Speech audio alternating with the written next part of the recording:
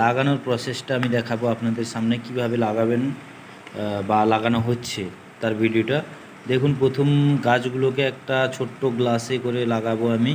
তা গাছটা তার মধ্যে একটু যদি হয়তো বড় হয়ে যদি যায় ঠাকুরের ইচ্ছায়, তাহলে আমি অল্টারনেট করব। বর্তমান ছোট্ট বীজ তো তাকে রোপণ করতে হলে একটা ভালো জায়গা, ফ্রেশ জায়গা দেখে ছোট্ট ছোট্ট এরকম প্লাস্টিকের গ্লাস দেখুন অনেকখানি এখানে আছে। তো আপনাদের দেখানোর জন্য আমি সুবিধা করে দিচ্ছি। দেখুন একখানি গ্লাস নিয়েছি এরকম পেপারের, মানে জল খাওয়ার গ্লাসগুলো, ইউজ অ্যান্ড থ্রোগুলো, সেগুলো নেবেন। সেগুলো নিয়ে দেখুন এইভাবে রড দিয়ে রডটাকে গরম করে মানে নিচে একটু হোল করে দেওয়া হয়েছে। এর কারণ হচ্ছে, হোল করার উদ্দেশ্য হচ্ছে কি, যা এর নিচের দিক দিয়ে হাওয়া বা জল যদি আমি এর মধ্যে মাটি টাটি দিয়ে চারাটাকে বসাই, বীজটাকে, তো জল দেওয়ার সময় জল কিন্তু বেরোনোর, ড্রেন পাস হওয়ার জন্য ছাঁদা করতে হবে। তার জন্য এই ছাঁদাটা হয়েছে। আর জল কিন্তু স্টক হয়ে গেলে শিকড় পচে যাবে, শিকড় পচে গেলে নষ্ট হয়ে যাবে গাছটা। যার জন্য জল পাস করার জন্য এই হোলটা করা হয়েছে। বাদবাকিটা প্রসেসটা এখানে আরও নেওয়া হয়েছে, নুড়ি পাথর, কিছু ছোটো ছোটো নুড়ি পাথর নেওয়া হয়েছে। হ্যাঁ, তারপর আমার কাছে অলরেডি বালি আছে। এই গোবর সার আর বালি আর ফিরাডন মিক্স করে এটা একটা মাটি তৈরি করেছি আমি। আর মাটিটা কীভাবে বলে দিচ্ছি, এরকম ঝুড়ঝুড়ে মাটি হওয়া দরকার। দেখুন বন্ধুরা, এতে হয়েছে কি, 2 জামের মতন, মানে ধরে রাখুন 3 কেজির মতন গোবর সার নিয়েছি। আমি বলে দিচ্ছি হিসাব করে, 3 কেজি পুরাতন গোবর সার। বারবার বলছি যে নতুন গোবর সার হলে হবে না, 1-1.5 বছরের পুরাতন গোবর সার। 3 কিলো গোবর সার নিয়েছি, তার সঙ্গে 1.5 কিলো মতন বালি নিয়েছি। এই ঘরে প্লাস্টার করার যে বালিগুলো, সেই বালি। সমুদ্রের বালি হলে, নোনা বালি হলে হবে না বন্ধুরা। আমাদের নদীর বালি, যেগুলো ঘরে পাকা ঘর টর তৈরি করার জন্য আসে, সেই বালি হলে হবে। তো 3 কিলো গোবর সার, 1.5 কিলো বালি, আর সঙ্গে 2-3 চামচের মতন ফিরাডন দেওয়ার উদ্দেশ্য হচ্ছে কি, পোকামাকড় যদি গোবর সারে থাকে, নতুন শিকড় গজালে সেগুলোকে বন্ধুরা কেটে দিবে, গাছ মরে যাবে। আর গাছের শেকড় বৃদ্ধি করাতেও বহুত সাহায্য করে। হ্যাঁ, যার জন্য ফিরাডন মিক্স করে দিয়েছি। তো এই হচ্ছে চারা রোপণের মাটি।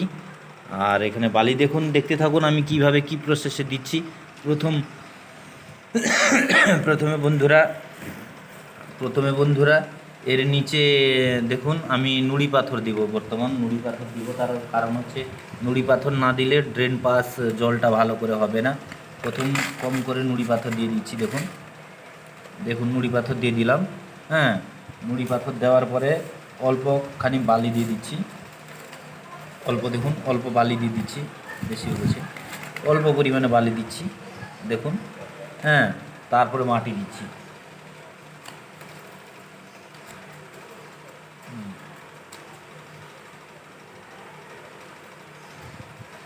দেখুন স্টেপ বাই স্টেপ দেখতে পাচ্ছেন আপনারা।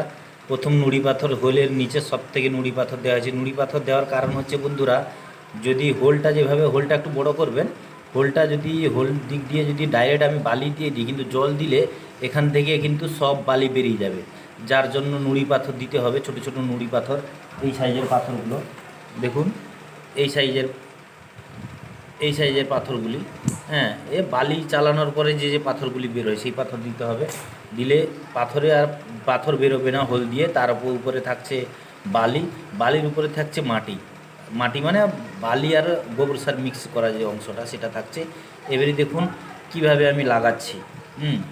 তো আঙুল দিয়ে একটু হোল করে নেবেন, মাঝখানে বরাবর হোল করে নেবেন। তারপরে দেখুন এই যে বীজটা দেখতে পাচ্ছেন, এই বীজটা কিন্তু সোজা হয়ে নিচে হয়ে লাগবে। হ্যাঁ, দেখুন বীজটা কিন্তু নিচে এইভাবে লাগবে। এই যে সোজা করে লাগাবেন, কারণ যদি একটু বেঁকে যায় তাহলে গাছ কিন্তু উঠবে বেঁকাভাবে। তো তার জন্য যে পথে যতটুকু হয় সোজা রাখার চেষ্টা করবেন। হ্যাঁ, আর একটু মাটি দিয়ে দিচ্ছি।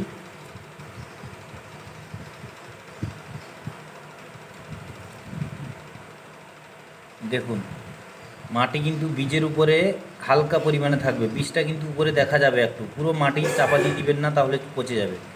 বীজটা একটু উপরে থাকবে, হালকা মাটি দিয়ে, ব্যাস হয়ে গেল।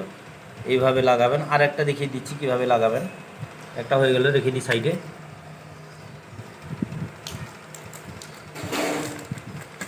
আমার অনেকখানি গাছ লাগবে, আগে বলেছিলাম। দেখুন আমার এতগুলো গ্লাস লেগে যাবে। হ্যাঁ, তো আমার অনেক বীজ আছে। দেখুন এই যে ছাঁদা করা আছে, হ্যাঁ হোল আছে।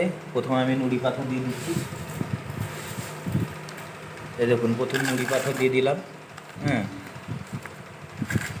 দেখুন প্রথম নুড়ি পাথর দিয়ে দিয়েছি। তারপরে কি দিব, বালি, অল্প বালি দিয়ে দিলাম, অল্প বালি দিয়ে দিলাম, নুড়ি পাথর বালি। তারপর দিচ্ছি মাটি, মাটি দিয়ে অল্প জেঁকে দিবেন বন্ধুরা। হ্যাঁ দেখুন মাটি দিয়ে দিলাম। এবারে আবার আঙুল দিয়ে হোল করে নিব, আঙুল দিয়ে হোল করে নিব। এবারে দেখুন আবার একটা বীজ নিয়ে নিলাম।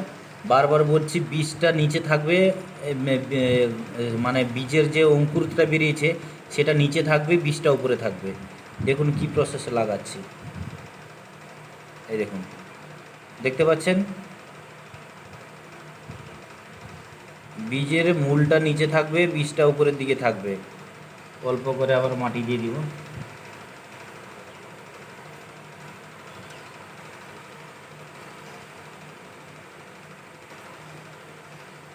এই দেখুন বীজটা দেখা যাচ্ছে, দেখতে পাচ্ছেন, দেখতে পাচ্ছেন বীজটা দেখা যাচ্ছে। বীজ কিন্তু পুরো ঢাকাবেন না মাটি দিয়ে, বীজ একটু দেখা যাবে।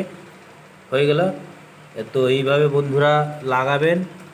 আর আমি লাগাচ্ছি, তার আপডেটও আপনাদের সঙ্গে, গাছ কীভাবে উঠছে বা গাছের অবস্থা কীরকম আমি জানাবো আস্তে আস্তে। আমার অনেকখানি গাছ লাগবে। তো এখানে রাখছি বন্ধুরা। তো এর আপডেট পরের ভিডিওতে আমি দিব। তখন ভালো থাকবেন, সুস্থ থাকবেন, আর আমার এই চ্যানেলটিকে সাবস্ক্রাইব করে দিবেন প্লিজ।